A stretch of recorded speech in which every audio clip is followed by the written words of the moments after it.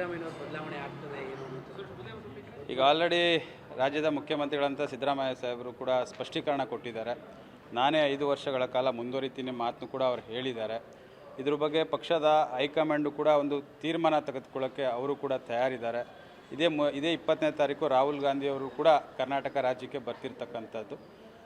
ಖಂಡಿತವಾಗ್ಲೂ 5 ವರ್ಷಗಳ ಕಾಲ ಸಿದ್ದರಾಮಯ್ಯ ಸಾಹೇಬರು ಮುಂದುವರಿತಾರೆ ಅನ್ನೋ ನಂಬಿಕೆ ವಿಶ್ವಾಸ ರಾಜ್ಯದ ಜನತೆಗೆ ಮತ್ತು ಕಾಂಗ್ರೆಸ್ ಪಕ್ಷದ ಎಲ್ಲ ಶಾಸಕರುಗಳಿಗೂ ಕೂಡ ನಂಬಿಕೆ ಇರ್ತದೆ. ಹೈಕಮಾಂಡ್ ಒಪ್ಪಿದ್ರೆ 5 ವರ್ಷ ನಾನು ಮುಂದುವರಿತೀನಿ ಅಂತ ಹೇಳಿದ್ದಾರೆ ಸರ್ ಸಿದ್ದರಾಮಯ್ಯ. ಇವತ್ತು ಕೂಡ ತಾವು ಸ್ಟೇಟ್ಮೆಂಟ್ಗಳನ್ನ ನೋಡಿರ್ಬೋದು. ಮೊನ್ನೆ ಒಂದು ಖಾಸಗಿ ಚಾನಲ್ನಲ್ಲಿ ಕೊಟ್ಟಂಥ ಸಂದರ್ಭದಲ್ಲಿ 2028ಕ್ಕೂ ಕೂಡ ನಾನೇ ಚುನಾವಣೆಗೆ ಸ್ಪರ್ಧೆ ಮಾಡ್ತೀನಿ ಅನ್ನೋ ಮಾತನ್ನು ಕೂಡ ಅವ್ರು ಹೇಳಿರ್ತಕ್ಕಂಥದ್ದು. ಇದರಲ್ಲಿ ಸಿದ್ದರಾಮಯ್ಯ ಸಾಹೇಬರ ಒಂದು ನಾಯಕತ್ವ ಈ ರಾಜ್ಯಕ್ಕೆ ಒಂದು ಅನಿವಾರ್ಯ ಅನ್ನೋದು ಕೂಡ ಇದರಲ್ಲಿ ಕಂಡು ಬರ್ತಾ ಇದೆ.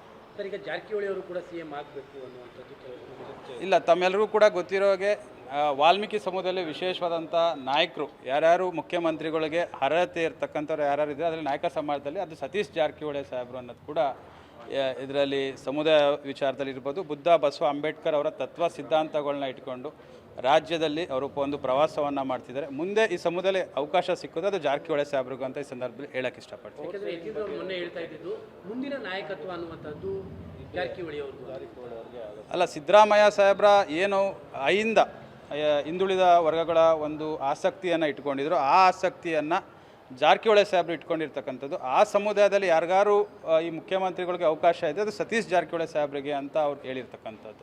ಮುಂದಿನ ಅವಧಿಗೆ 2028ಕ್ಕೆ ಅವ್ರಿಗೆ ಅವಕಾಶ ಸಿಗ್ಬೋದು ಅನ್ನೋದು ಎಲ್ಲರ ಒಂದು ಮನೋಭಾವನೆ. 100%. ಇದ್ರೊಳಗೆ ಪಕ್ಷದ ಏನು ಹೈಕಮಾಂಡ್ ಇದೆ ಅದು ತೀರ್ಮಾನವನ್ನು ಹೈಕಮಾಂಡ್ ಅವ್ರು ಮಾಡ್ತಾರೆ.